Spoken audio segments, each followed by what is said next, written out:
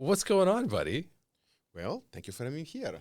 I'm glad to have you here. In case anyone doesn't know who you are, my guy Walter Volpatto. In the flesh, we're getting to hang out. Let's explain this thing to everybody. Let's talk about the big red thing. What is this? So when we talk about, when you call me up and say, hey, we want to do a podcast, I say, that's great, amazing, but please don't ask me questions that everybody asks me hundreds of times, right? So I said, let's bring a buzzer. And every time you ask me a question that they have been asked hundreds of times, I'll buzz. I'll get buzzed. And for everyone watching at home, just know that if I got buzzed and you actually wanted to hear the answer's on the record somewhere out there. Somewhere else. Go look it up. Yeah. That's someone else's podcast. Someone else's I can actually preemptively, don't ask me about Christopher Nolan. Everybody asks me the same question. How about Christopher Nolan? It's there. It's out there many times. You can find it. Well, we're going to get to break some new ground then today, and I'm excited about I really love the buzzer idea because it means that we can talk about stuff that doesn't get covered as much, and really for you and me, I think that means we're going to get to geek out a little bit more. So it's going to be fun. Heard me say this before, I'm the best colorist in the world. Yeah, tell me about this. It doesn't fucking matter. Yeah, I mean, we had that conversation before, it's about the path that you took to become the colorist that you are or the artist you are, and how much luck you had along the way. And if you get attached early in your careers, you have immediate visibility, and that self-fulfilling prophecy of, well, it has to be the best because it's attached to The Lord of the Ring. Think about Dave Cole or Peter Doyle. Peter Doyle, yeah. They were down in New Zealand, was early 2000 or late 1990s, and they had a year to make the movie, something like that, with very new software. I think it was like the precursor to a flame, basically. Yeah. Right? So rudimental, but effective. And because there was no particular pressure of, we have a week to finish, right? We have time. We can make this thing work. They had the chance to be in one of the best movies of the early 2000s. They become a trilogy. They become extremely successful, so their name get up there immediately. Right. Or like me, I did, 60, 70 independent movie before a big movie come in your lap for whatever stroke of luck. What was that big movie for you that you would say really changed things? The first movie for me that crossed the $100 million at the box office was Yogi Bear. Yogi Bear, let's go. Yogi Bear. But there were other movies like thinking about Chronicle. That wasn't an insane success, but it launched the career of director, of DP, and it was very well received. Two of the Final Destination I did, 4 and 5 before now. Bloodline that was done by I think Westbeck did Bloodline. So you get attached to a movie that went out there. But it's also how much at that point the perception of the studio, the perception of your actual client change. If you're able to handle this kind of movie, suddenly probably you can be able to handle a bigger movie and so forth, right? Yeah. Company 3, for example, that is arguably the best company in the world at the moment and has been for a long time. They target specifically high-end product because it's not just about doing the work, but getting attached to it. And they're really successful at doing it. I mean, Stefan Nakamura, Jill, they're excellent A-star world-class colorist.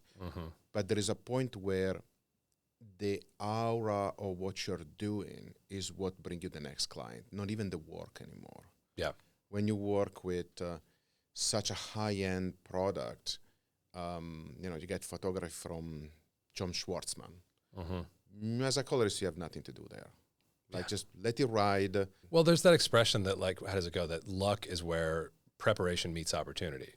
So I think, it's funny when you say I'm the best colorist in the world, I know you say that kind of in jest, but it's actually true in the sense that, there's never going to be an opportunity that arrives for you that you're not ready for. Yeah, because when those opportunities arrive, prepared artistically, technically, and be a people person.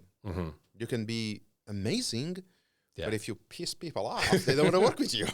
So I'm curious, what would you say? So you've been, like we said, you've had a very long career. You've worked at Photochem, Company 3. You're now at Picture Shop. You've been at a lot of different shops, worked on a lot of big movies. percentage-wise, like how important is the actual hands-on grading ability? What percentage of the overall like pie does that make up? Like how much of your success is shaped by just how good you are? That question changed in my mind if you were asking me this one 20 years ago, 10 years ago, 5 years ago now. The way I grew up in Italy, you know, I'm a farmer. I don't want to buzz myself, but I'm a farmer. They teach you basically do good work, be prepared, will be rewarded, right? Be excellent at what you're doing. And that would be the answer that I was going to give you 10 years ago. But then I realized that's not even close. I see other artists that work in the industry, either for what we do or, you know, adjacent, where, yes, they are good, but they're not excellent. And yet they're more successful. Because unfortunately, it took me a long time to realize that Hollywood doesn't just work in that way. It does not reward meritocratically, you're good, therefore I come back to you. It's a people place. It's a place where you need to be able to handle the room. You need to be able to make the client feel that they are getting what they want. And you give it to them, but it is not enough to give it to them. Do they feel they're actually getting their vision on the screen instead of, oh, I'm just doing something, get the f*** out, there is a next client coming in at 2 o'clock, please move, right? Yep. So I will say, yes, you need to be excellent at what you're doing, but it's also the skill of the people, the networking, the going out to events, and that is the problem of anybody that try now to get in this industry is you may be the next best colorist in the world. You did all your classes plus all the other training that there are around, and you know result from beginning to end, and yet you don't have any clients. Yeah. Because the people that have the money want repeated formula, want repeated success. Why we do so many franchise? Right. Because, well, the next franchise will bring, $200 million. I don't want to do the seems small like a sure movie. thing. It's a sure thing. Well, sometimes. Yeah, it feels that way anyway. In the fact that they want a repeated formula, it's also true in the sense of, well, we went with this colorist, the experience was okay, the product was done, we go back there. Yeah. And even for us, even for me, that I'm up there, I'm out there, it's difficult to move a client from another person to you, or your client moving from you to somebody else. It may happen because we're all, cutthroat motherfuckers, and we try to steal each other's client in a funny way. But at the same time, the client itself feel comfortable, feel at home, feel, I know I can get a product. Perhaps there is something better out there. Yeah. But this formula worked, and the studio say, hey, this company, yes, it cost a bunch of money, treat us like shit, but deliver the product. So we keep going there. Yeah. Do you feel like clients, production companies, studios will correlate like, oh, this movie succeeded, like it performed well, we made good money on it. Will they correlate that to the colorist and be like, don't disturb the formula, like that worked? Not necessarily, because we are kind of the unsung hero of making something look good. If something looks good, is always the DP work, right? And we can only help the existing photography to be more polished. Yeah. We don't make an amazing product, right? Oh, and you can also do so much. You can make it. May not be able to like make it infinitely better, but you can make it infinitely worse. Yes, yes. And look at, for example, Mad Max or Furiosa. Eric Whip. Yeah, Eric Whip. And he worked meticulously to make every single shot basically VFX like. Yeah, he's like comping in the color environment and stuff. It's crazy. Will anybody ever say that it's his photography? No. Right. Of course, he elevated the photography to a new height. Or when you work with Lubetsky, his photography is amazing, but then he spent a lot of time with shaping it. Yeah. And from the point of view of the cinematographer, you are like digital gaffer, right? That's a great way of putting it. Is never the gaffer, is the cinematographer. You're not the author. No, you're just a digital gaffer. They emphasize what they could not do on set, or because they know what you can do, say, I can do this one on post much easier than put 20 flags in this 360 shot that it's impossible. Yeah. I'll do it later. Yeah. So in a sense, no, Joker, right? Jill Bodanovich, amazing artist. Will anybody say that the photography of Joker is because of Jill? No. But everybody knows that she did it. Right. So at the same time, there is a stamp of approval from the community that she know how to handle that type of photography. Yeah. And that's, as a colorist, basically is where you want to get. You want to get on a place where your peers and the DP, cinematographer, their peers start to look at you like, hey, this person can help me elevate my photography instead of ruin it, like we were saying before. Yeah, for sure. And I feel like I'm curious to get your take on this, but I feel like so much of that comes down as much to risk aversion as it does to like seeking the best outcome. Like, is this person can I trust them? Yeah. Even more so than like, will they make it look like the best movie I've ever seen? Just, are they going to screw the movie over? No, and the best movie is so subjective that there is no best. Right. And the funny thing is when you color something, you start, the first day you are whatever, real 1 to whatever you start from, right? And you do a couple of scenes and then you move on and then you go back and you review those and you thought you did a great job. Everybody thought you did a great job. And this sucks because we're still trying to figure it out. Feel your way through it. Feel the way through it. I was meeting with a producer friend of mine, and she has a small production company. They do, 2-3 million to 10 million movie, right? And she was telling me a couple of things. One, because I asked her why people are not, greenlit more movies, and she was giving me a couple of hints. So first of all, that if you make $100 million movie, or if you make a 20, the amount of advertisement you have to do is about the same. Mm-hmm. So instead of doing $100 million movie and 520, they prefer to do one tentpole at 200 mil, put all the chips there, and make it work. Mm-hmm. From the point of view also the producer in a big studio, they are afraid like everybody else to lose their seat. Mm-hmm. So they don't want to put a lemon out, right? Mm-hmm. They don't want to put a bomb. So their point of view is, roughly speaking, if I make a franchise movie with all this big name and all this big director and all this big studio power behind it, if it fails, ain't my problem. Mm-hmm. Because I put the best of the best in line. Right. You put trustworthy, proven things. The formula was absolutely a success, but people didn't like it. Yeah. It's not on you. Yeah. But if you make a risky movie and it doesn't work, well, you took a risk. Yeah. Now your head is on the chopping block. And my personal view is also years ago, the people at the head of studio, at the head of departments, were people that were coming from the movie industry or the TV industry, right? Now it's mostly bankers, is financial institution that own us, all of us, and they don't care about making movie. They care about the bottom line. In the other side, the market is going in a completely different direction.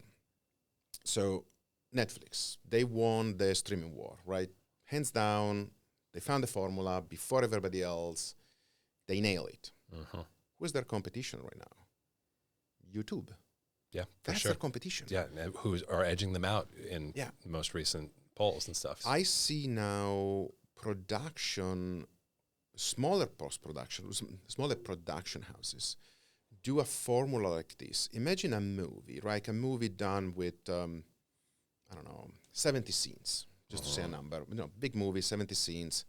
I don't make a movie. I make 70 scenes. Mm-hmm. And each scene has a mini arc and leave you with a little cliffhanger. And every scene is between 2 and 3 minutes, right? Mm-hmm. Can be a couple of long shots, it can be more action. And I post them in internet as a mini series of 3, 4, 5 minutes each. And you subscribe to it. I give you 4 episodes for free, 5 episodes for free, and then you subscribe to see the rest. Every week, we make one of those scenes, and it's much faster turnaround. There is somebody with either a Premiere, Adobe, or Resolve. We put it together, we edit it, we sound it, we put the color. We don't need a big hammer. We need a very nimble production facility. Yeah.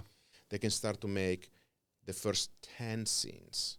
And if that doesn't catch up, we stop. And if we catch up, we keep writing, we keep doing them. And we drag this infinite boat, and I may not have 2 hours to go see Sinner, that I did, by the way, fun movie, but I may have 4 minutes in the bathroom to watch a mini episode. 4 minutes of something, yeah. How do you feel about that being the new dominant form of consumption of cinema, if you want to call it that? It's a difficult question. I don't have an easy answer. More than my love for movies is my love for photography that brought me here. Right? It's a very mix between engineering and photography. Throughout my history, I study human vision. I try to study model representation, how an image is captured through the chain, through the display, and try to understand what make an image good, right? And is translated in the way I actually work in Resolve. That's the platform that I'm using. Like, are you going to miss going to, like, the thing is, like, I know we've both got families and our lives are different than when we started these careers, but, like, I miss movie church. In Italy, Monday night is movie night. Usually the theater when I grew up cost less, and family were going, and it was fun. But at the same time, there was nothing else. We have to understand how the audience want to see content and how we can present it. Now, back to think about both the Meta VR and the Apple Vision Pro. What's the problem of those devices? Aside the fact they're bulky, the battery, early it's a gen single tech. person experience. Yeah. It's not appealing. But as human, we like interaction. One thing I like about going to a movie theater, I mentioned I watched Sinners. Like wasn't that amazing to see that movie in a theater with and like see the reaction of the people. That's also what I like is how humanity react to stories, right? Yeah. And we as a colorist, what we tend to do is actually emphasize story, emphasize emotions. Yes, we help the photography to shine, but our job is actually try to use the language of color subtly to emphasize emotions. Yeah. If we think about, like the world we're all living in now of quick hits, like very quick, very potent rewards being triggered in video games or short form content or pretty much anything we're doing with our nightmare rectangles these days, it actually makes me think about color grading. And like, I feel like we can grade something to be more immediately seizing and rewarding, like really stretch out the highlights, really slam it, make it pop, like make it grab the corner of your vision on a small screen, like that kind of treatment of an image, as opposed to like an image like, most of the work that I really love from you, where it's like, you have to give it your attention. Like, it is not going to rip your eyeballs out of your brain. You have to give it your attention in order to be rewarded. In the same way you're talking about, like, the stories requiring that. Like, I feel like we color grade in a complementary way. Do we need to change the way we think about color grading, or, like, have a larger toolkit for grading stuff that's meant to grab at all costs? Well, look at advertisement. In advertisement, we tend to go to 11. Yeah. Because you have literally 5, 10, 20 seconds, and you have to be sure that people sees that. And you have to sell not just a product. The most successful advertisement campaign sells you an emotion, not a product. Sells you a story. Right? You want to associate with that emotion, being power, being love, being happiness, whatever it is, right? So in color, in advertisement, you tend to go to 11. Yeah. Like the sky is always blue. Even if photographically make no bloody sense. Yeah. It's always blue with puffy cloud and, You always do like I'm sure you've done golf spots over the years where like somehow the grass, even though the sun is reflecting directly off of it, it's got to be green. It's super green. Yeah. It's really weird. For me, is the blue is the thing where I did an advertisement once where there was a passage of time. It was beginning was the East Coast. People wake up and there is this imaginary road trip that goes from the East Coast of the United States to the middle, to the desert, to the Rocky Mountain, to sunset at Zuma Beach here in LA. Was for Verizon. And of course, the photography follow the day. It's early morning, is midday, is desert, is high noon, and whatever, and sunset. And the agency wants all the sky to be the same blue. And as a professional colorist, I cringed a little bit. But then I understand that they need to sell a product. They're not selling photography there. They're selling a product. So photographically nightmarish for me visually, but hey, it is what it is. So in that project, like, what are you doing in those situations? Are you like doing a blue grad up there? Are you keying the sky? Like, what's your moves? I try not to do sky replacement because it always look fake to me. So I try to loosely grab the sky as much elegant as you can. Usually a combination of keys and soft grades. And then try to swing it. You know, you can use any of the tool between curves, web, the new one that now we have in Result 20. Yeah. Or even just plain simple. Just trackball it. Trackball it. The problem is that I have to remind myself that doesn't have to be real. Because in my eye, I always try to make it real. Right. Right. I did, it was for Calvin Klein. It was more longer than an advertisement. Was a piece where they were interviewing mostly transgender people, and all artists in their own way. Some of them were fighters, some of them were ballet dancer, painters, you name it, right? And the whole advertisement was about be able to be yourself, be finally able to express your individuality. But then toward the end of the color grading, we were starting to basically whitewashing the dark people, making the skin way lighter than what originally their skin is. Interesting. So there is a conflict morally between, yes, we need to make a product, but in that specific case, we are telling people, hey, you can be who you are, but at the same time, you have to be white. Right. You have to have a certain reflectance. Yeah. Any of the people that work in post-production and it does color for any other project, we know that you can be off by a stop and a half, and people will never see that. Yeah, we'll dig it out for you. Yeah. Like Sinners, I love the movie. Don't get me wrong. I love the movie. But there were scenes that for me were underexposed too much. I know you want to represent darkness, scariness, but if I don't see the expression of the people, you are down by a stop and a half on dark-skinned people. You're in trouble. It's tough to. You need a readable image. Yeah. You need to read the image. Yeah. And it was a choice, most likely. Personally, as an audience, that choice, I don't like it. Yeah. Well, I mean, this is a great topic to dive into, like, in and of itself. Like, how do you render darkness on screen? And, like, that's one of the biggest areas where I feel like we can either contribute or, man, can we make a mess out of it as colorists. Like, you can bear it. Yeah, we can make it so much worse so fast. Well, back to your popping color thing. Think about the AFI visual essay, right? I work a lot with AFI people. I want to help them be successful. Those will be the cinematographer, director. They will be, 5, 10, 20 years from now, never successful, depending, each one individual career. Depending on their luck and all the stuff we talked our conversation luck, exactly. Conversation. You may have your first product being an immediate success and everybody calls you, or you can spend 5 years doing, oh my God, who knows what, and then never call you again. So the visual effect, they have to shoot it in film.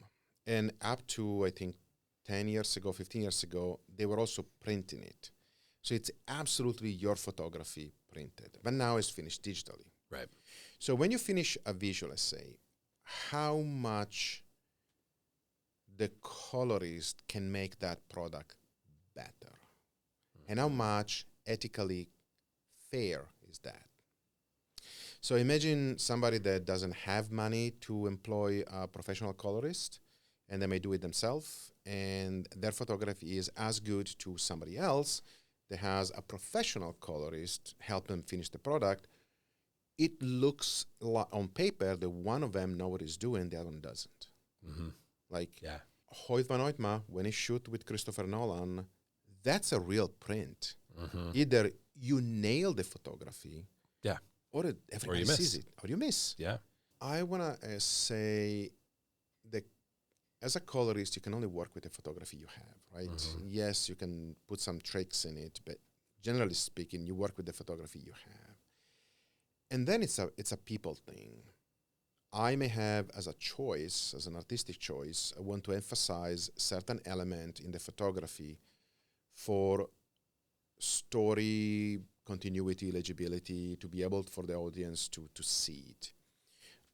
One thing that, for example, DP, director, editor, mostly DP and director, it's difficult for them to get out of the set. They know they put a light there, right? Mm-hmm. And even if it's out of the immediate frame, they feel it because they know what's there. They put it. So they're trying to like obscure their fingerprints type of thing? But I seen it as an audience for the first time. I don't care. Was supposed to be a window there geographically? Yes. Who cares? I know you put a light. Yeah.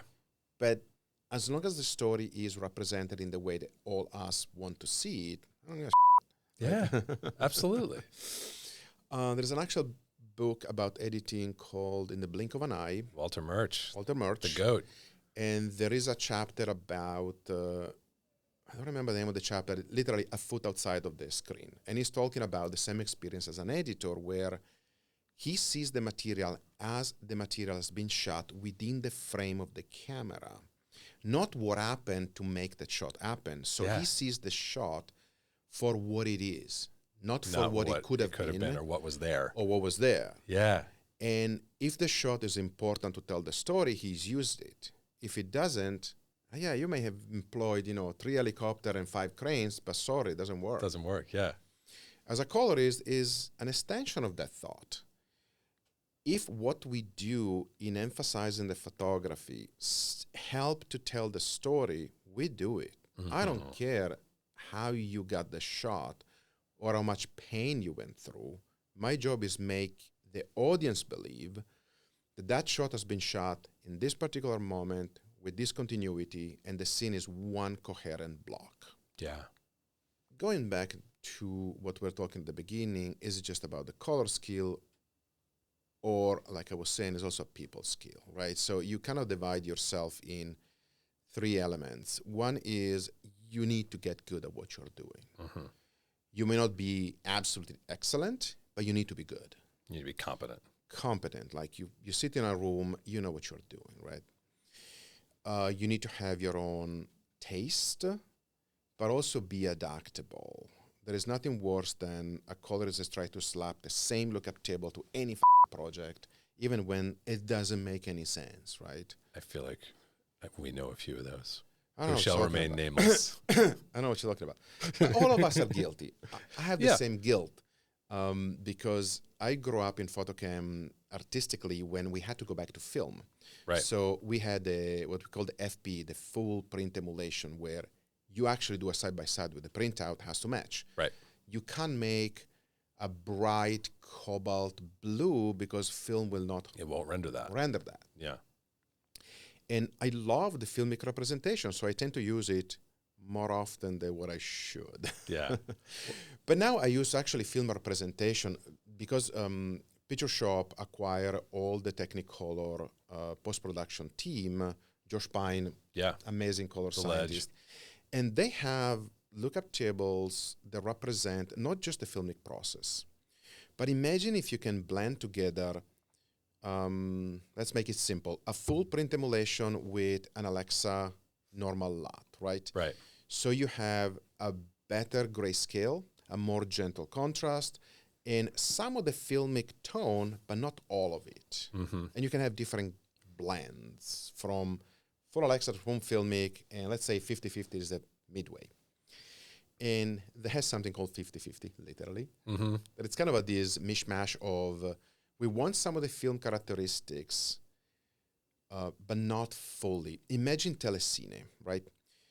When we telecine something, specifically 90s to early 2000s, we don't put a full filmic emulation. And we scan out of usually an interpositive, more rarely the negative, but usually it's an interpositive with some of the light decision already put. That interpositive was never designed to be seen as is. It was designed to go back to negative and use the actual print. The print is where most of the look of the visual representation is, of film. Yeah. Negative is responsible to capture an image as most elegant as possible. It's, Steve Yedling, positive, negative model. Right. And Telecine discharge a lot of these characteristic of print. Right, because now you're printing it. You're doing it. You're building it. You build a curve. You're building whatever. Yeah. That's kind of a 50-50, where you get some of the film characteristic, the you negative. get some shoulder and some toe stuff. Shoulder, some toe, some of the color, negative things. Yeah. But you discharge a bunch of others. Right. And you build a video curve. White or white? Well, no, white are D65 white in TV and in most of the Telecine products. Yeah. Film will never do that because you have to pass through a positive print. It has the transparent layer of it is always a little yellowy. Yeah. And the lamp combined with that give you at best D55, at best, but most likely D50. Yeah, and then you get into the geekiness with film emulation of like, okay, are we going to model or adapt that lamp source based on that I'm now in a D65 context? When somebody say, I want it black and white, the question is, do you want a film black and white? Yeah, do you want or D55? A video black and white? Yeah. And they look at me like, I just want a black and white, bro. Like, what do you mean? I remember actually back, I was still a photocam a decade ago, we had to film out a 20 minutes piece, I think 15, 20 minutes. And it was done in black and white. And it was done in video in black and white. So it's D55 white point. And the guy says specifically, I don't want this one print to a color stock. I want to print it to a black and white stock. No problem. We can do that. We can match the contrast, the curve. You'll get it. But you also get the fact that black and white on a xenon lamp, on a film projector is D55. Yeah. Well, here I might be about to get buzzed, but this will be. I'm willing to take the risk. Yeah, get ready. Well, I'm going to bring up Nolan just in the abstract, and what I remember from going to see Oppenheimer, like at City Walk, like the venue where he, was like screening and watching the timings of the film and stuff, and looking at the black and white and being like, that's nowhere near. No. Neutral. No. Like we're tinted on both ends. Like we're tinted cool in the bottom and warm in the top. So the problem with the specific way he want to do the print is through photochemical print. Right. In Oppenheimer, you have a challenge because you have black and white and color. Now, you can theoretically make black and white print, color print, and splice it together. Right. In theory. Kodak told him, not going to happen. At that gauge with all the other variables. Gauge in IMAX, it will snap your IMAX print. It's not going to happen. So they had to take a tough decision where even if the source is black and white, the interpositive, internegative print has to be color.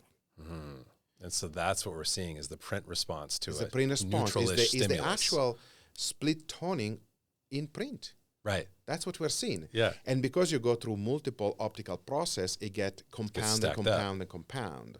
So if you saw the IMAX version, like I see, the black and white IMAX was going to one IP, one IN, color, and one print, 3 optical process.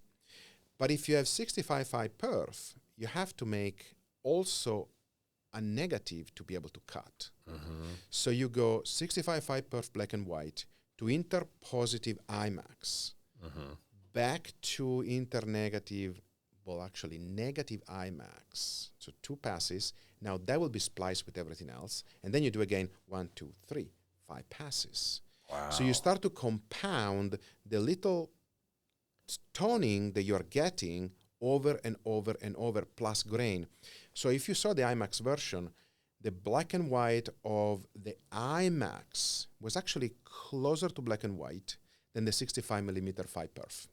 Interesting. If you see the opposite, the 65.5 perf, They only had 3 optical on that one, but IMAX, now you need an optical to reduce it.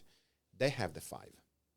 So the IMAX was the more distorted, or the 65 was the more distorted? If you get the 5-perf print, the 65 5-perf black and white would have been only 3 optical processes, and the IMAX 5, and vice versa. Because he wanted a true optical print to do a true negative, no DI involved. That's why the black and white is not black and white. That's fascinating. Yeah, Back to that little short that was black and white. So now how you present it, you need to present it side by side. So what we did is we actually roll the black and white on projection, and we measure with the spectrometer the absolute average white point. It was D54, blah, blah, blah, blah. And in the in the digital projector, that wasn't the film projector. In the digital projector, we actually match it. We absolutely match it. Side by side, they match. The problem is they're yellow. And the client was because this is yellow. But that's film. That's what it is. That's what it is. But I want it like my product. Yeah, so you have to print in stock, in color stock. So you can actually move the white point. Say, no, I want a black and white print. How can I explain this to you? This is so interesting. It became difficult because you have to explain it. Right, Now, and that's technical. on that particular event, because it was all the people in the room, we actually experienced the absolute metameric failure of the human vision. It's a concept that is difficult to explain to people because you see this is red, you see this is red unless you're colorblind, and we both agree is, quote, red. Even if the stimulus to my eye is slightly more green than the stimulus of your eyes, we can't really describe it better than red. Red, yeah. The human eye work by comparison. If there is this red and another red on this table, we may decide which one for us is more saturated, lighter, or if it's skew in a particular way toward green or toward magenta. Right?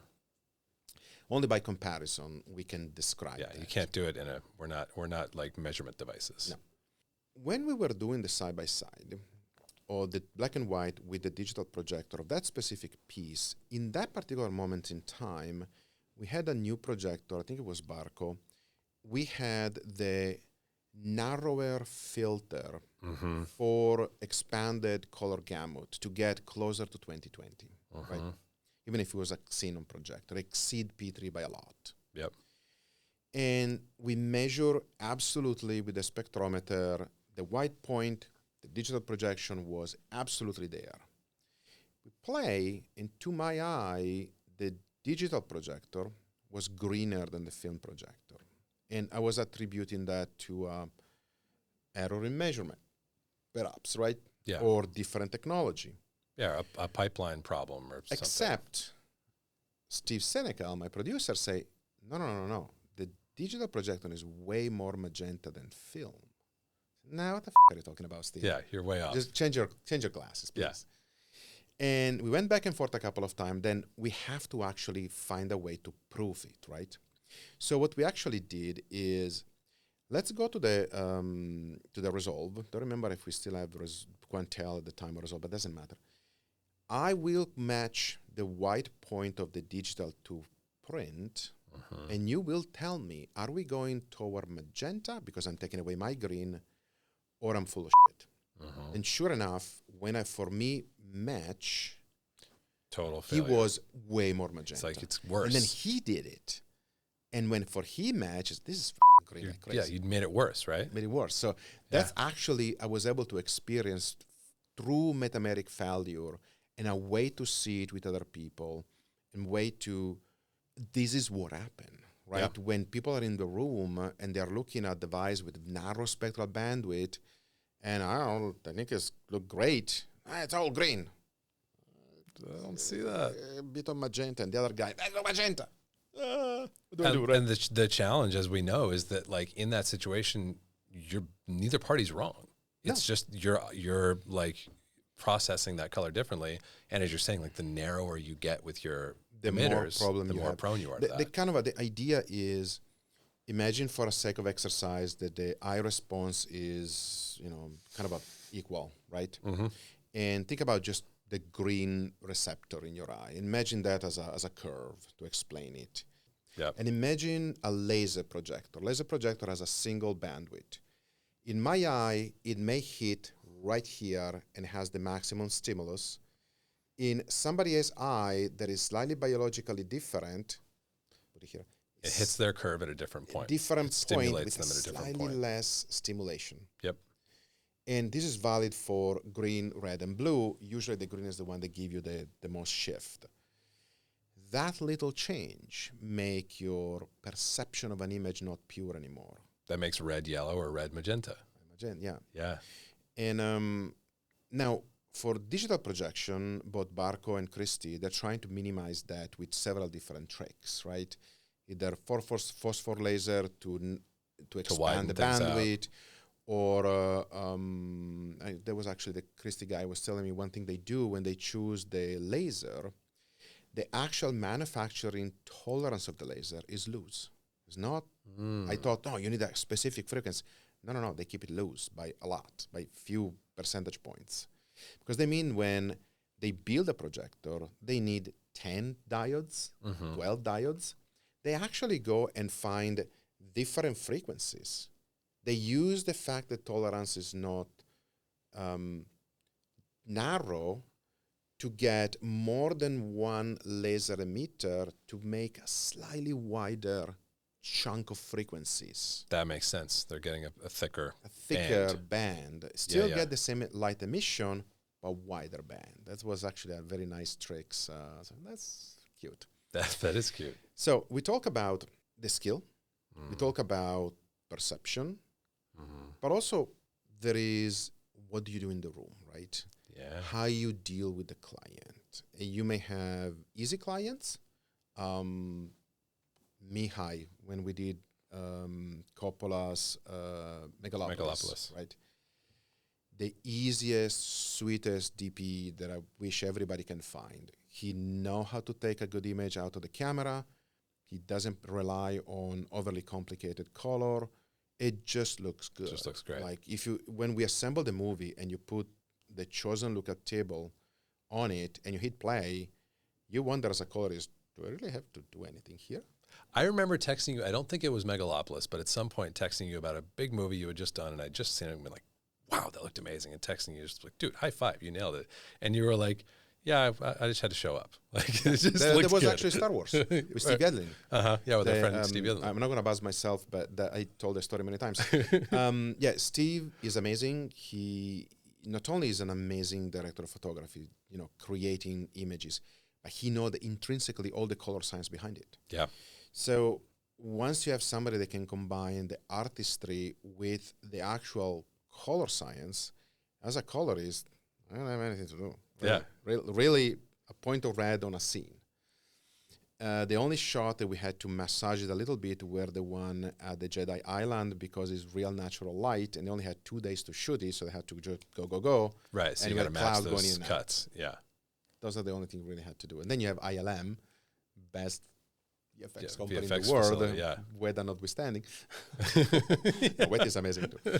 Lola effect. There we go. Lola. Shout out Lola. Lola. My partner's here that we work with. The room is, what do you do? How you deal with the client? Teach me how to run a room. How do I do it? It's a series of little subtle signals. Imagine that we are in a scene, right? And you want to prime a certain answer from the client. There is a shot, and there are, can you show me this version? Can you make it brighter? Can you make it darker? Whatever. You go back and forth on that scene forever, like everybody does. How do you word it where you want to tell the client what you prefer, but you want the client to make the final decision? Because if you take a decision for them, their power is diminished. So you want to prime them. So one thing that I like to do is, you're showing A and B, right? You can say stuff like, okay, this is the A version, or do you prefer the B version? By using the word, do you prefer, I'm priming you to prefer that version and being your choice. Mm-hmm. But it's actually the version I liked, right? That makes sense. And it takes years of mastering this skill, and I'm not even close. I saw colorists that can sell literally ice to penguin in Antarctica. If I can convince a DP or a client that their vision is the vision in the screen right now, my job is done.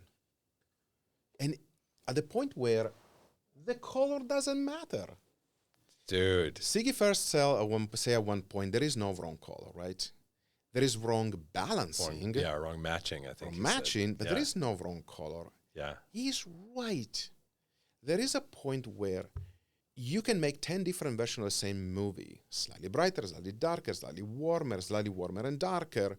It doesn't matter. It matters how you feel. Close, we are close to the core of the story we're trying to tell. And if they all together, the costume, the action, the scene, the color, the music sells the exact moment that you're trying to sell, we are winning altogether. Yep. I can make it wrong. There was a movie where I did, we established a language for the flashback, right? And the language has to be very light luminance, extremely warm, extremely happy with some glow. It was the remembering of these kids of his mom, right? And every time we go in this memory, you want to feel warm and fuzzy. Mm-hmm. There is a problem. There is a moment where he is remembering the funeral. A funeral with a color that emphasizes happiness doesn't work. Unless it's a liberation moment, right? Right. Unless the person that died and the moment is actually a true liberation for the character and the story, you can't make it fuzzy.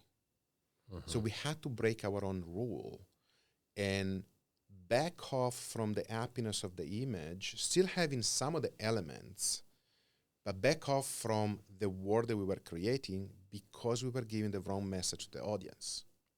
Interesting. The actual kid was suffering because he lost the only person he ever loved. It cannot be happy moment. So it's not just about like painting by numbers there. You're like, we need to treat this scene differently because we are not helping the story progress. That's fantastic. So that's one thing that it takes a long time to get into the subtle message that you send as color. Sometimes people like to divide in color grading and color correcting, right? Mm-hmm. Oh my God, I'm color grading. I tend to think it's one thing. But if you really want to divide it, color correcting is basically help the mismatch of the scene. Make you believe the scene is one place, one time. Yep. Color grading is which is the actual visual language palette. And the more that palette support the story you're telling, the more everybody's doing the right work, the right job. Yeah. There is a point where if you overdo the color, it starts to be a thing in itself, and we may or may not help the story. Right. Or back to the visual essay, if my color is so bold, then make your piece stand out. But at that point, ain't your photography because you never shot it in that way. What are we doing here? And do you believe even consumers who are not sophisticated, don't understand the filmmaking process at all? I believe that an image that has been punched up and cranked to an 11 in color versus an image that was designed that way and captured that way, people can feel that difference. You think that's right? You can feel it, yeah. Imagine, any room with very bland surrounding versus a room with a lot of elements, right? Yeah. Your brain will register that. Yeah. It may register as a chaos. Yeah. Although there is always the visual language per se. If you're doing a documentary, it's unlikely that you go bold because the subject is nature, most of the time nature. Think about, National Geographic. You want to represent the tiger with a real tiger color. Right. You may emphasize it in, you bring the tiger up color-wise and the background down so your eye goes there. Mm-hmm. In real life, the tiger will be much more camouflaged because that's the job of freaking tiger. Like, Yeah. I don't want to be seen. I'm the predator. But for an audience, hey, look, tiger. Yeah. Down on the tiger. Pop that tiger a little Pop bit. the tiger. But at the same time, you want to be true to reality. Mm-hmm.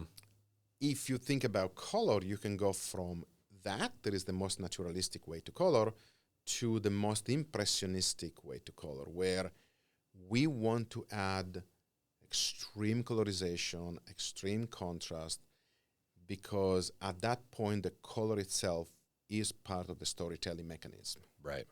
So we go underwater, has to be insanely blue. Yeah. Even if everybody they put a camera underwater see a murky, freaking greenish bullshit. Yeah. Ours is like this, like poppin' primary, cyan bluey thing. Blue with the red costume of the swimmers. Yeah. But that's a visual language, is how much we want to do that. And the first 10 years of the DI, the first, let's say 2000, 2010, people were experimenting with different ideas. You were seeing the extremization of teal and orange. Mm-hmm. Literally the only two color in the set. Yeah. Like orange skin, everything else is teal. Yep. They were trying to use different languages, different color models to try to represent a story. And the other side is we still use filmic representation because has some of the teal and orange characteristic, has some of the golden tone that we like. And those golden tone will not work if you go in Asia.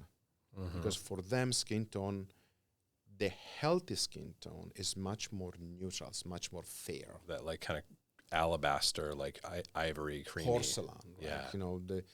The Chinese porcelain, almost white, that's the color they like, versus in LA has to be golden. Yeah. Has to be, I just put some tan this morning. Yeah, that color that we can't get because we're always in rooms with way less light than this. Yeah. Okay, well, so I want to dive into grading technique a little bit deeper now, because I mean, I'll confess, I love your brain. I really love, I love your work, and I knew your work and I looked up to you for years before we met, but you've really been a teacher to me and shaped so much of the way I think about color grading from all the conversations we've had, all the other podcasts and things that I've listened to from you. So I want to dive into that aspect of how you produce outcomes, whatever that 20, 30% of the job that is, do you know what the hell you're doing at the wheel there? What your process looks like. I think in a photographic way. So imagine you have a scene and you're coloring the scene, right? But imagine you are a DP. What will you do as a DP? You will create a world where your actor, your main subject, will move around, and there will be a position where the light will be the best, because it's the position where usually your actor deliver the line. When I go in a scene and I approach the color of the scene, those are the first shot that I want to look at, is where your hero is delivering his lines. And the first thing I do is trust in the director of photography. He put the light there for a reason, right?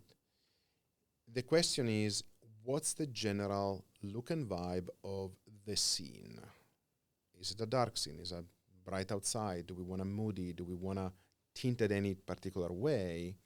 And looking at the main character delivering the main line, that's when I do my very first scene look. And usually it's very simple.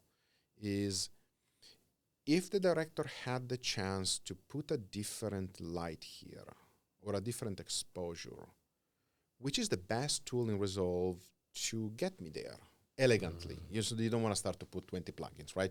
Yeah.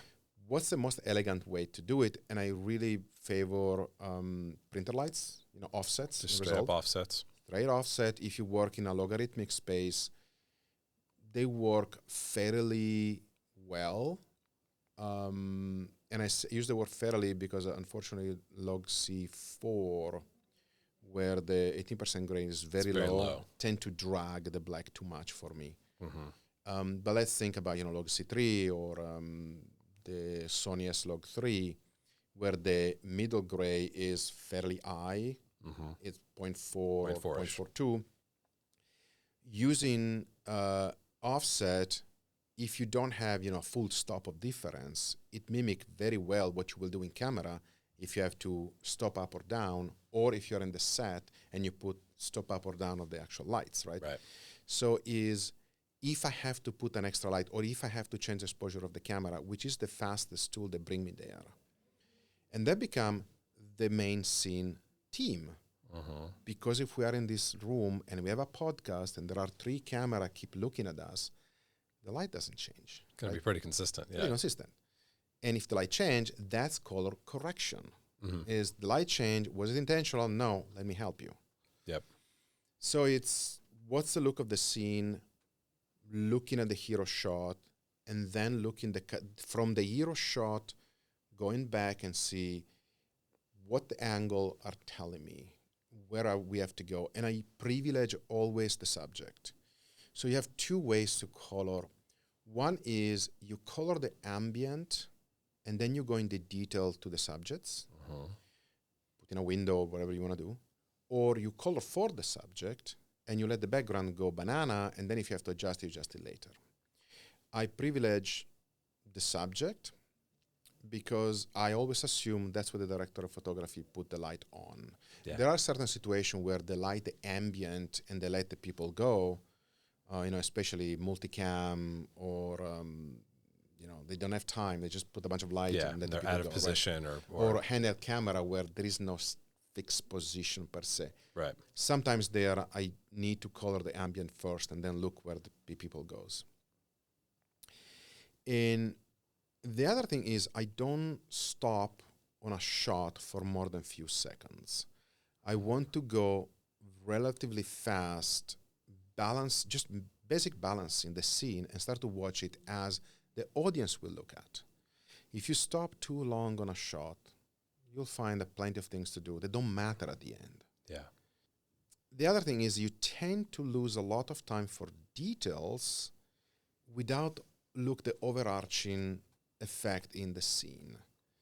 Yes, you want to look and say, okay, in my particular point of view on this scene, this particular scene that I'm looking, that's too bright, there is a reflection, I need to see you. So I may say, okay, we need to emphasize you, take down that particular reflection. This will be far enough on the field of view that doesn't bother us. Right. But if I didn't even put you in the ballpark, what are we doing here? What does it matter? What's the matter, right? None of those decisions will hold anyway. No. And it comes from my mentor, Dan Mascarella, color timer. Unfortunately, he's not with us anymore. He was old. And I owe my skill as a colorist to him because he trained me to find the original photography on an image. Before you can modify it, before you can break a rule, follow the rule. And then you learn how to break it, right? But find the original photography and see what the director of photography, the DP, intended. Find that. And then you are in the ballpark. Another example that again, I'm not going to buzz myself because it's important. It's an example that I use with the AFI people or when I train, I did some classes, you saw some of them. Yeah. Imagine that we don't do that, right? We had a movie, 2,000 shots, and we start to color every shot by itself. You do a bunch of color, you add contrast, you put those detail in, you go to the next shot, you copy and paste, you do it again, and you do it for 2,000 shots. What did you do there? You mixed your positive model, if you think about Steve Yedlin, you mix the look of your movie with the look of the scene, with the particular balance of the shot, with the particular detailing of the shot. You squish all of them together. You're making it so hard for yourself. Once you finish that, assuming that you go to the end. Yeah, that you actually make it. Imagine that we have a magic wand, right? And we can average all the correction that you did on the whole movie. Most likely you come up with one global look that sits on top of everything, and that's your general look of the movie. It means that every photography that was conceived by the director of photography under that look about right. And that's how Hollywood work. They say, we want a specific representation of our photography with this tonal distribution, with this color representation. Think about Joker, right? The Joker LUT. The Joker LUT is a very well-designed Kodak-ish emulation by Mr. Bogdanovich, Jill Fader, one of the best color science in the world, if not the best color science in the world. But that doesn't mean that the look is that lookup table. That's just a global representation of the every photography you can do on the set. Yeah. Now the DP can go on the set and look under that representation and emphasize the actual set look and color and lighting. Right. Right? Yeah. So even if we didn't have the privilege to work with him, with Mitch, or to make a lookup table ahead of time, still the director of photography intuitively will use a very consistent tonal range, a very consistent set of color, and the camera don't change shot to shot. The lens may change a little bit. Yeah, the fundamental response. That's correction. Right. The sensor response of, in our case, Blackmagic, but an Arri or Sony, the sensor will respond similarly to the similar light condition. Think, again, Steve Yedlin, think about the sensor, the pixel. It's a device to capture light. Yeah. It just say, this amount of photon passed through this little red dye that is on top of my pixel, and this is how much red there is in this scene. Yeah. The look is not in camera. The look is what you do after. Yeah. I mean, this is so funny because I'm remembering, again, so many conversations and sort of light bulb moments that I've had from talking directly with you or listening to your, interviews and things like this. But like, I have language and ideas of my own that I've developed that work for my process and that I share with the, students and colorists who I work with. But so much of it is shaped by things that I've learned from you. And what you're talking about right now, like what comes to mind is I beat up on colorists sometimes. I'm like, everyone's obsessed with consistency. Like, how do I get it to match? How do I get it to flow? How do I get it consistent? And I always tell them, like, have you tried being consistent? Like, try applying the same process exactly as you're describing instead of making shit up, like, for 2,000 shots in a row. Yeah. And the idea is if you can find one or perhaps two global look for your movie and you put that on top of everything, the rest fall in place. That's the definition of consistent right there. Yeah. And then you solve locally where needed. Exactly. Or based on what the scene should be, we want the whole scene being warmer, right? Yeah. But then it's a scene correction. Right. It's not shot to shot making it warmer. If everything shifts together, now you're just going to look at the next difference. Right. Now you're going to look at the two camera angle. Are they consistent? Well, camera A angle is great. Camera B need to be a little bit brighter. Get all the shot of the camera B, make the same Solve correction. camera B. Done. I love the way you, what did you describe it as, of like where you're mashing together a bunch of things into one so you can't separate them out, like when you talked about that first approach? Yeah, it's basically there are 4 layers of color, right? There is the global look of the movie, the global look of the scene, the single shot-to-shot correction, and the detailing, darken this one, brighter that one. Yeah. If you mash that together, you can now undo You can't discreetly no, modify them. No, I said, where is your scene look, right? And I see high-end colorists, respectful colorists, they don't do that. Yeah. And they go in trouble. If anybody saw my node structure, I leave specific blocks for trimming. Those situations. For the situation where I can quickly show an entire scene, the look of the scene can change because the balance is already there. If the balance is there, you can push a scene brighter, darker, warmer. And now, actually, Resolve, they employ now the strategy where you can have multiple color. The layers. Stacks, stack yeah, layers. stack layer, whatever. You can actually do things where the layer 1 is your difficult keys. Right. The magic mask, the stuff that you want to do, you want to cache it and forget about it. The layer 2 is your meat and potato, is your balancing of your shot, is your noodling with the shot. So it's a shot local thing. The third block, it's actually your scene pass, where That's you hitting have everything in the scene. everything in the scene or the client live session, because you may So have you a can bunch quickly iterate. You can copy this one to 10 shots. You that's don't so break smart. anything. Yeah. The fourth block, I do that especially in commercial or music video. You may have looks that are different for different shots, right? Imagine, Verizon commercial, and the red Verizon logo has to bypass the lookup table for whatever reason on that No shot. filmy red for that one. Exactly. Yeah. So you may use the fourth block as look. It may be identical for the entire commercial, but it will allow me to bypass for one shot if you need to.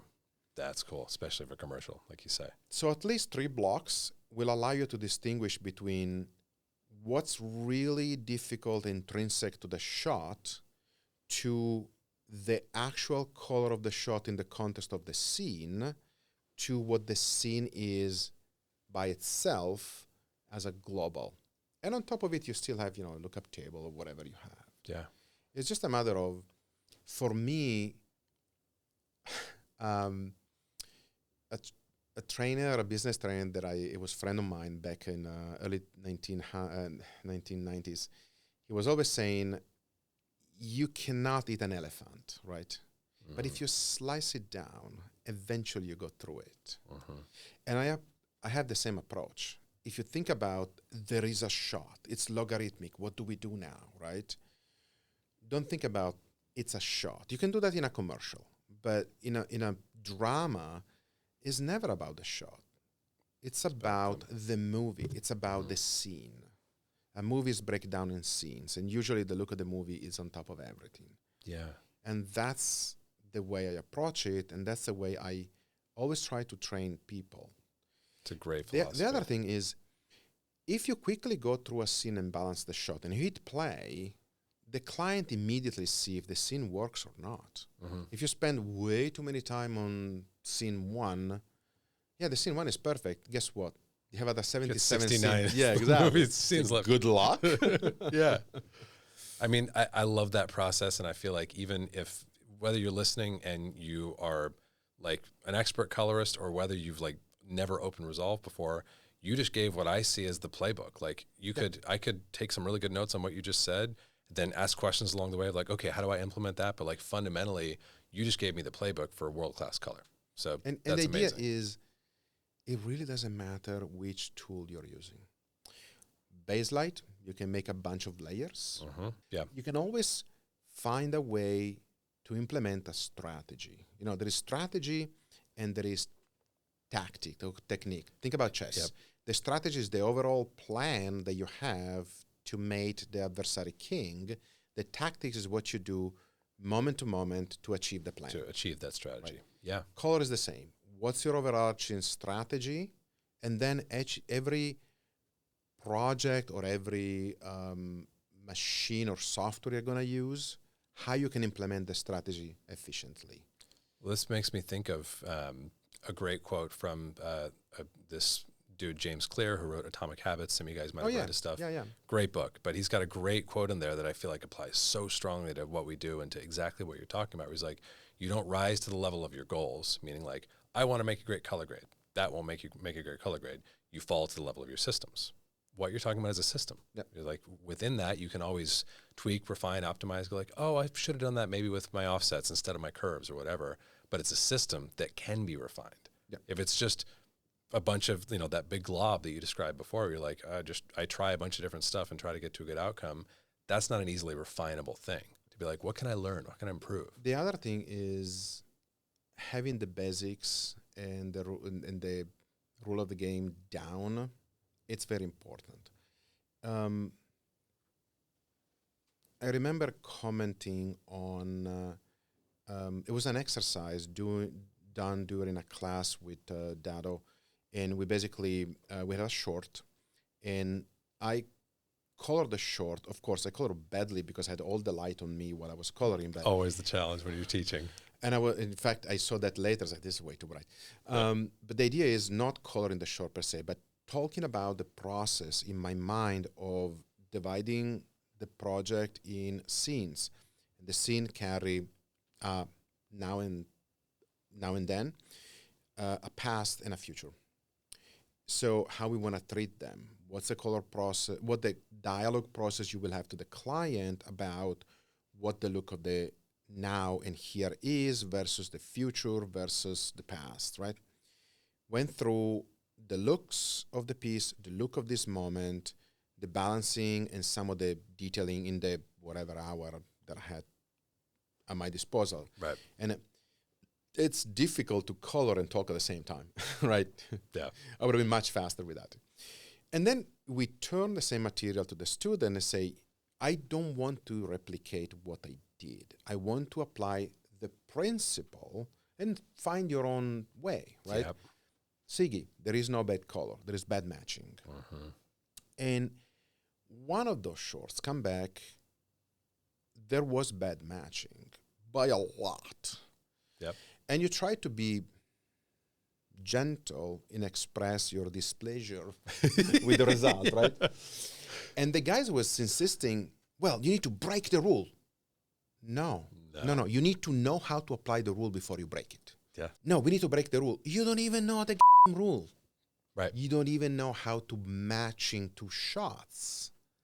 And yet, you want to tell me that you know what you're doing. Yeah. Well, and I mean, that's a great thing to bring up, too. I feel like that's one of the few, if we look at, like, you know, colors ultimately only a small piece of the pie in terms of being successful as a colorist. But, like, I feel like matching, that's one of those hard skills that, like, you're going to have a harder time BSing your way out of or not having, like, control of when you're grading. Other things you can be like, oh yeah, like that dude, like he prints everything way too far down. Like you can kind of make a case for like, yeah, that's my thing, you know, but like matching, like if it's just all the time, like, oh, that when we cut to the wide, from the wide to the singles, like there's regularly a shift. Yeah. Like that Siggy's thing again. Siggy, thanks for that one for giving it to us. It's the, when I was listening to color. This thing, I said, yep, you're right. He nailed it. Right. Yeah. That's really it. It can it. be all constantly dark, but it's consistently dark. Yeah. It's only when I it think bumps. Sinner was too dark. Yeah, too heavy. It was a little bit too heavy for me. All right, I've got another one that I want to ask you about that comes to mind. We're going to talk about AI. Oh God, are we we're gonna do chapter 2 here of the podcast for that one? That's what's on your mind? I'm trying to follow the evolving of AI, and people tend to put a lot of emphasis on the generative AI, right? You can now make an entire commercial entirely done in AI, and you don't have to pay anybody for it, and it costs $500 instead of $500,000, and you can sell your pharmaceutical product. It's possible. But I'm more concerned about what that means instead of actually what it can do. And it's specifically on two things. One, how the model of payment is for humanity right now and, you know, the industry we're in. And the entry-level position of people that come in the industry, right? So one is, how are we paid? I'm doing a movie. We make a bid, whatever structure you want to do, you know, everything included or a la carte, whatever it is. But we agree, me and the client, I will give you the product that you're seeking in, let's say, 2 weeks. And you will have this amount of hours, was 80 hours. And in those 80 hours, we will make sure that the look of the movie, the look of the scene, all the balancing pass, all the detailing is done. And we give you a quality product out of it, right? How my time will be used? Most of the time is used by literally balancing the shots. Be sure the shot match. And it takes time. Yeah. Because it's a human skill. What if I have a tool, an AI tool, you know, Dado Valentic with his whatever a Color Lab AI is trying to do, that kill the time from 2 weeks to 2 days? What do you think it happened? They will pay you for 2 days. They will not pay you for the product. The model of labor is not by product. is by the time that he make to do the product. And it's not that, well, Cameron, I can do my avatar with half of the time if I use AI, and they can do some other project. There is no other project. Right. Nobody else will make faster. he want it faster. He want to pay half. But those people will go the way of the Dodo or, many of the other VFX company that died, Rhythm and News. Yeah. The power of distraction in terms of the model, I compare it to, imagine the Dutch company back in 1700. They were the biggest navigation, commerce company in the world, right? And imagine if I can, with a stroke of a genius, put the modern tankers, transponder, nuclear-powered, no crew, that carry hundreds of times what a single boat can carry, and being hundreds of times faster, right? Yeah. You're done. That's it. Then your company is out of business. So Yeah. there will be probably top-end colorists that, in the attempt to safeguard their job, will start to employ those tools. Because remember, what we were saying at the beginning is the interaction with the people. The people still want to work with you because they had success in the past. Yeah. They will still come to you. Who will lose here? The entry point, the entry level. If I don't need an assistant colorist to do the work that I do because Color Lab AI works, I actually don't know if it works, but let's say it does. That it does, I don't need any of the assist. They don't learn. So there will be nobody taking the entry position. You know what's funny? In our field especially, this is already a thing. Like when I noticed, I don't know, maybe 5 or 6 years ago, I'm like, this is interesting.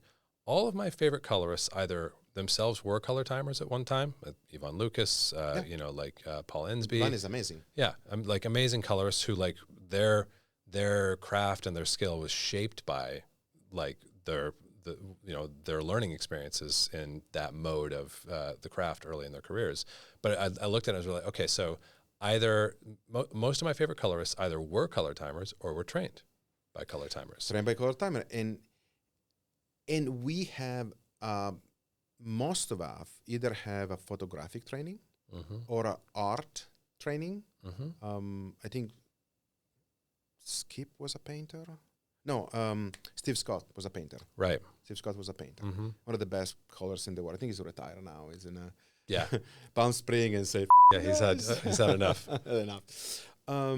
If you just come out now as a colorist, your training is whatever class you can find in internet. Yeah, whatever you get in those 5-minute like doses, kind of like we were talking about earlier. It's like, like I do my YouTube and you've got content that's out there, and like I love being able to support and teach like, hey, I'm going to help you level up in 5 minutes. Like that's cool. But that's very different than even the lesson we've had today, like where you're diving deeper with me and sharing. There is also in the craftsmanship can evolve if you are a collective group. Yeah. Right. One thing that I love being a picture shop is we try to make a group of people that collectively work toward the goal of helping cinematographers and to make good product, right? Other companies tend to be more individualistic. And if you're at home by yourself, I mean, you have your own studio, who do you call if you want to have a different opinion, right? Sometimes you get stuck as a caller. Say, what the f***? I don't know what I'm doing anymore. I need somebody on my shoulder to be, in that moment, my mentor. Yes. Because you get tunnel vision and you lose track of what you're doing. And say, hey, just... Sometimes I ask one of my assists to say, come in, just... What do you see here? What do you see here? Because I'm losing track. Yeah. I love that. They say, sometimes they say, no, it's fine. And sometimes, what the f*** is this? I don't think AI per se will completely make story out of nothing. Like Miyazaki says, does the computer suffer? Has the computer ever experienced pain? Yeah. It can only mimic the average of millions of stories of pain, but the computer itself did not. This is the movie industry. It's a business, right? Yeah. Let me do this because I want to tell the story anyway. Michelangelo did the Sistine Chapel. That was a job. He was commissioned by the church to paint that, and he used another church as a proof of concept of it. Yes, he made a masterpiece that stayed for the ages. But he was paid to do biblical story. He probably want to paint, nude people at the beach having fun. Yeah. And he did nudes. Yeah. They were original nudes before another pope painted something on it. But it was a job. So we do the same. We trying to make art in the little moment between making money and pay the rent. Yeah, that's right. That's what everybody of us tried to do. Yep. That's the gig, isn't it? Yeah. Yeah, no, you're so right, man. And I agree with you. I think that that's fundamentally the biggest, there's a lot of alarming things or like aspects of AI that are hard to even predict or, see where they're going to go. But you've called out one of the biggest ones of like, how does it affect the human process and the human learning curve? Yep. And my big thing with it too, that I return to is like, okay, so is like the entire like species, are we just going to become like our own cover band? Because like it can't make new stuff. It can just riff on stuff that's already happened. So we're going to become a cover band, like doing the best of where we were at in 2023, whenever the high watermark hit. And now we're just in this slow, like sort of like. There are a couple of saving grace. One, if you keep stirring the same soup, become watery and burn, right? Yeah. So let's say for the sake of exercise, we start to analyze all the data of all the creativity the human ever had, and we try to make more of it. You just iterate in the same data over and over and over. Right. Now they will iterate the iteration itself. Right. So there is a point where the output will be so watered down, will be one of those franchises that you still do, and you still have the name, but you watch the movie and what the fuck are we doing here, right? Yeah. That's one. Two, the actual power that you need for all this model, it's enormous. It's crazy. At the point where they're trying to make nuclear power plant next to it.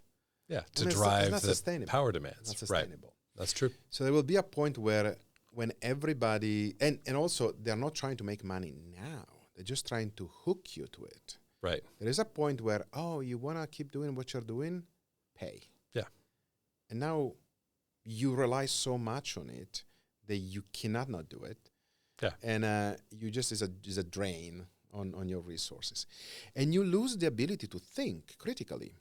But if you're starting and you got nothing, you will use every tool at your disposal to get ahead. That's right. That's the thing. Like, if you're drowning, and AI will give you the lifeline, you will take it. How many sessions and grades have you set in where you're like, dude, I cannot get these to match? But you had no choice. And so if you I have learned a how to button, match. You're hitting that button. Like, I try to be a purist, not using Resolve Magic Mask. Okay, right? It works too damn good when you like. There when is it works, times it works. where there is a commercial and you have to take those 5 objects. This. Yeah, 100%. You become lazy. I become a lazier colorist. Yeah, and it's sad, but it is what it is, right? Now, what distinguish humans from machine? We can be excellent, right? that's it. Your experience of pain is different than mine. But I can tell a story of mine compelling enough that will resonate in your heart in a way a machine cannot do it. I 100%. think is for everything we do, being a colorist, telling a story, whatever it is, if we are excellent, we always have a place. If we can relate to other people, we always have a place. And yes, you can make money, sure. And probably will never get rich because I don't want to use those tools, but it is what it is. You know what? I mean, that's a great sentiment. I really agree. It's highly optimistic, but I believe that fully. Like, if you can be excellent and like inhabit your humanity, you can always like find a way to have a great life, great living, great craft, you know, enjoy your creativity from that foundation. Ask me something that you will never ask to somebody, but you want to ask to me. You're one of the most sincere, honest people that I know. Like you have a way of being very direct, and you're even okay with it if someone like misinterprets you or misunderstands you or thinks you're being too brusque or hard-edged. Like, you're okay with that because you just got to be you. Like, where does that come from? Have you always been that way? I grew up on a farm, and my dad was a farmer, and for him, honesty and being direct was paramount, right? You can make a mistake, but if you lie about it, I'll be so mad that you never hear the hand of it, right? And usually it's never the mistake, but how you recover or how you cover it. And I think it's part of the culture of being grown up in Italy, in that particular region, the way your culture shaped you. And I know that probably I would have been much along in my career if I was not doing that. If you play the game, if you tell people what they want to hear instead of things. Like, one of my favorite story, I'm not going to buzz me myself, but I should, is with Rob Zombie anyway, the movie I did with him. At the time, I was very young in the country. And what was this? The House of a Thousand Corpses? No, the one after that? Devil's Rejects? Devil's Reject. And in where I grew up, no is a perfect valid answer, right? You ask me something, the answer may be no, but then we find something else to do, right? And my boss, John Nicolard, heard me saying no to Rob for something, right? And for me, at that point is we're trying to both work out what this DI is. The machine were very rudimentary, so there were things we can do easily, things we could not do it easily, and things we just couldn't do it unless you have infinite amount of time and money. There is a point where no means, with the time, the technology, the money you have, no is the answer. Within scope, it's a no. Yeah. Can we rotoscopy every single teeth of an actress? Yes, you can.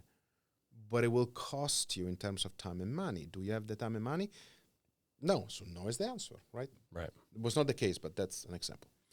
And so I say no to something, and the boss put me aside and explained me using the American sandwich that you cannot say no to a client. Now, for whoever doesn't know what an American sandwich is I call in the office and I tell you something good to opening the thing, right? Then I tell you what doesn't work, and I close with something good else to make you feel good. And as soon as he called me, not in that particular instance, but in another instance, he called me in the office and he started the American sandwich, and I told him, John, just cut the bullshit. You never call me to the office unless there is a problem. Tell me the problem, and we move on. You never call me just to say, oh, you're really a good colorist. Never. Right. So don't do it now, right? So he called me in the office and tell me, this is a very high respected professional. You can't tell no to him. You can just word it like it's challenging, or with the time you have to explain. Have to see. See, right? And I probably give him one of those look like, really? But I went back and I tried to do what he asked me to do. And at one point at the end was Real 5, Rob asked me something that it was probably impractical or impossible, something like tracking a handheld shot with Quantel machine they couldn't track to save your life, right? And I was trying to do the turning around the problem, just going around, beating around the bushes. And he turned around to me and said, I really liked you because for you, no is no, we move on. What's happened? My boss told me to never say no to you. Wow. And we had a laugh. And he said, the answer is no. Yep. Okay, let's move on. Let's do something else. What a lesson that is. I try to be as honest and upfront as I can. If it's a poker hand, my cards are on the table. They are not hidden somewhere else. And I know I like I say, I could be much, much further along if I was playing the game the American way or the Hollywood way. Yeah. It's not for the faint of hearts. Well, you know what, dude? I actually think the opposite is true. Like you've had like incredible longevity in your career, and you're You should still. have seen the other side. I mean, like, yeah, like you've had this long career, and like you keep evolving and like finding a new way to thrive in this business. I don't think it's in spite of what we're talking about. The thing is, every place I work, Photocam, eFilm, Company 3, and now Picture Shop, I can see people love working with me because there is no hidden agenda. Yeah, they know where they stand. You know exactly where I'm standing. I'm a straight shooter. You know exactly when I'm mad and why. And it's never about a person. It's about a situation or a problem, right? Mm-hmm. There is a lot of, even in our industry, finger pointing. This happened, therefore somebody else has to pay. Right. And being a colorist in a room with a bunch of big clients and the timeline is not set up correctly or a shot has not been color traced, it's annoying, right? But at the same time, I cannot do that job if 6, 7 other people did not load the material, put the material in, cut it in, vetted. It happened. Yeah. I'll be the first one to say to the client, hey, we as a collective, we did a mistake. Let me fix it. But I see other A-list colorists, the first thing they do is throwing somebody else down under the bus. Mm-hmm. Yeah. Kudos for you to employ the strategy. Yeah, protect your brand or whatever you think you're doing. Somebody will just get the axe and you will still make your millions, and that's not me. I really respect it, man. I mean, I'll maybe a good one to close on. Like I regularly think about your demeanor when I'm in sessions and when I want to say something and I'm feeling hesitant about saying something. It happened to me like a week ago. I was in a session with a client. They're pushing me in a direction. I'm like, I don't like it. Like we're really juicing the saturation, and like it's gone from like, okay, that's stronger than I would have initially been inclined, to where I'm like, I think this looks bad. And my first impulse is just to like let them go with it and be like, yeah, it looks great. And instead I thought about you and tried to channel it my own way. And I said, like, you know what, I'm just going to level with you guys. Like, I don't really like the way this is looking. Like, if you want to go this way, that's fine. But like, I just want to be honest with you. Like, I don't think this is good. You know, there is always the little song. If you're happy and you know it, overthink. If you're happy and you know it, and you want the chance to blow it, if you're happy and you know it, overthink. Yep. There's actually a client that I'm friend with. Sometimes I'll start the thing. Am I overdoing it? Yeah, you're overdoing it. You're overdoing it. But that's a client that I mean, you're more open. You can do it. Right. Nobody likes hearing that they are wrong. Mm-hmm. Right. So again, back to priming. Let's say that in your situation, you're going too far. Mm-hmm. What I may do is actually going really too far, and then and say, let them pull it back.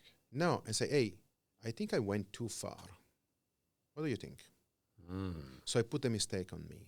Like, did I go too far? ? It gives you a chance as a client to reflect on the problem, but doesn't corner you in you are going too far. You made a mistake. That's great. So it takes years, and that's one of the problems, with classes. Me and you, we can teach every button, every strategy, but the subtlety of be able to make those conversations in a way that nobody get hurt. It's really difficult. Really, really difficult.